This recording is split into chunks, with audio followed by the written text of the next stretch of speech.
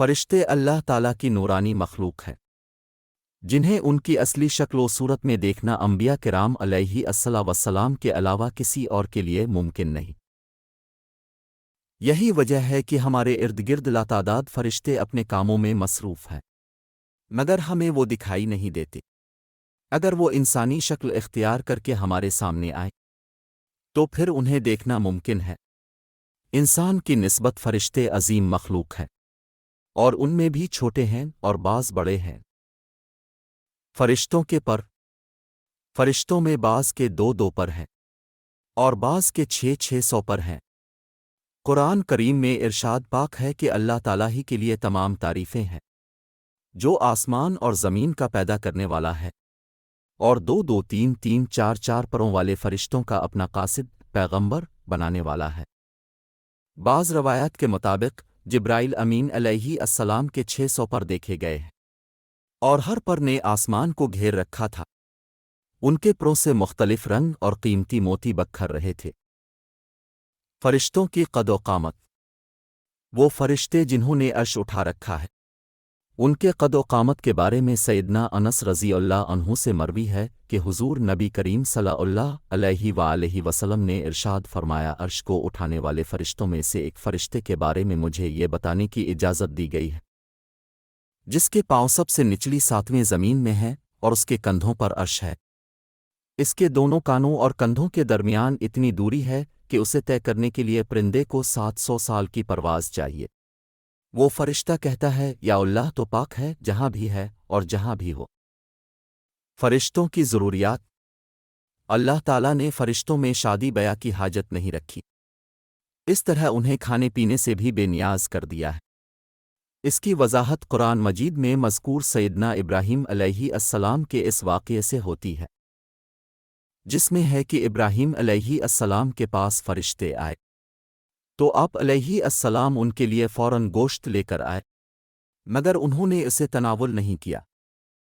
اللہ تعالیٰ نے فرشتوں کو بیماری، سستی، کاہلی، دکھ، تکلیف، تھکاوٹ اور اکتاہٹ وغیرہ سے محفوظ رکھا ہے۔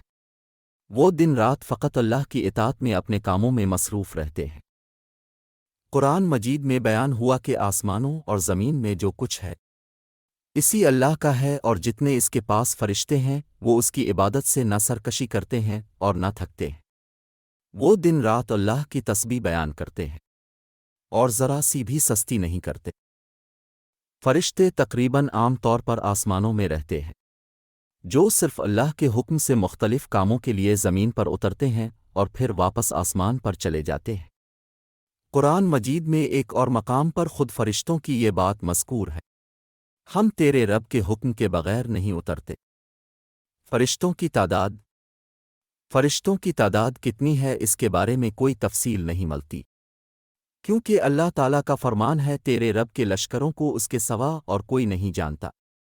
بعض احادیث سے معلوم ہوتا ہے کہ فرشتوں کی تعداد بہت زیادہ ہے، بلکہ اندازہ ہوتا ہے کہ انسانوں اور جنوں سے بھی ان کی تعداد زیادہ ہے۔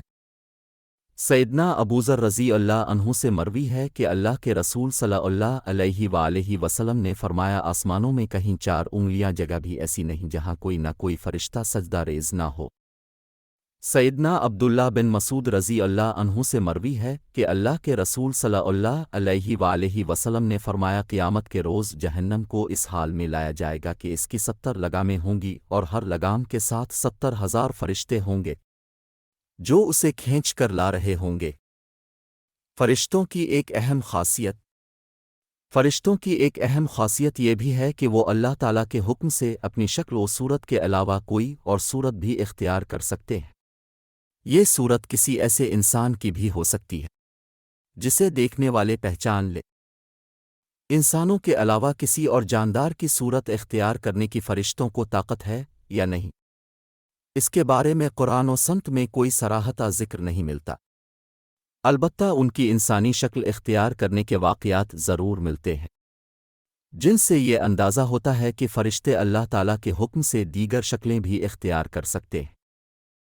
سیدنا ابراہیم علیہ السلام کے پاس فرشتے انسانی شکل میں آئے اور ابراہیم علیہ السلام ان فرشتوں کو پہچان نہ پائے، پھر فرشتوں کے بتانے پر اب علیہ السلام کو معلوم ہوا کہ یہ انسان نہیں ہیں بلکہ فرشتے ہیں۔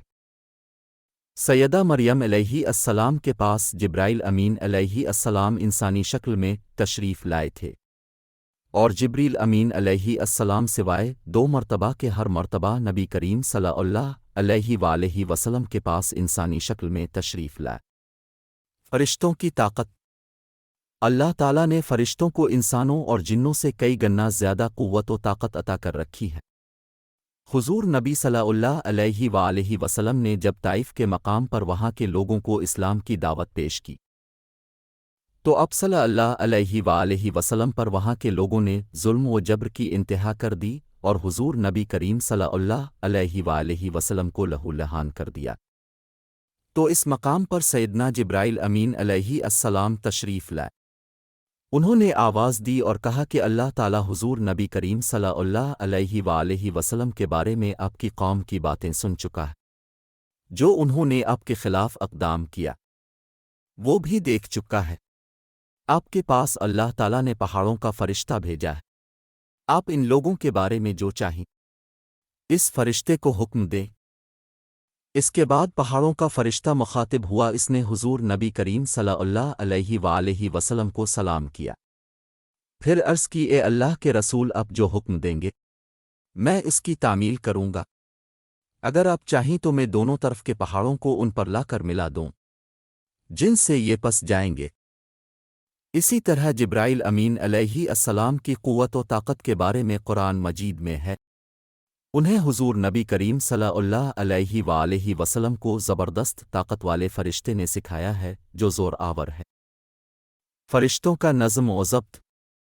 فرشتے اپنے ہر کام میں نظم و ضبط کی پابندی کرتے ہیں، جس میں کسی قسم کی کمی بیشی یا سستی اور کاہلی وغیرہ کا مظاہرہ نہیں کرتے۔ جن فرشتوں کی جب اور جہاں ڈیوٹی شروع ہوتی ہے وہ اس وقت وہاں پہنچ جاتے ہیں اور اسے احسن طریقے سے سر انجام دیتے ہیں۔ فرشتوں کی موت۔ جس طرح انسانوں کی پیدائش اور موت کے مختلف مراحل ہوتے ہیں، فرشتوں کے لیے یہ مراحل نہیں ہیں، یعنی دنیا میں نئے انسان پیدا ہوتے ہیں اور پہلے موجود انسان فوت ہوتے رہتے ہیں، لیکن اس کے برعکس جب اللہ تعالیٰ نے فرشتوں کو پیدا کیا ہے تب سے وہ زندہ ہیں اور قیامت قائم ہونے تک جب تک اللہ پاک چاہیں گے وہ زندہ رہیں گے۔ تب تک اللہ تعالیٰ کی طرف سے انہیں جو ذمہ داریاں دی گئی ہیں انہیں احسن طریقے سے وہ پورا کرتے رہیں گے، لیکن جب قیامت آئے گی تو یہ فرشتے بھی موت سے دوچار ہوں گے۔ پھر ایک ایسا وقت آئے گا جب کائنات میں اللہ تعالیٰ کے علاوہ کوئی چیز زندہ نہ رہے گی۔ اسی صورتحال کو قرآن مجید میں اس طرح بیان کیا گیا ہے، زمین پر جو ہیں سب فنا ہونے والے ہیں، صرف تیرے رب کی ذات جو عظمت اور عزت والی ہے وہی باقی رہ جائے گی۔ اسی طرح ایک اور مقام پر ارشاد ہوا کہ ہر نفس کو مرنا ہے،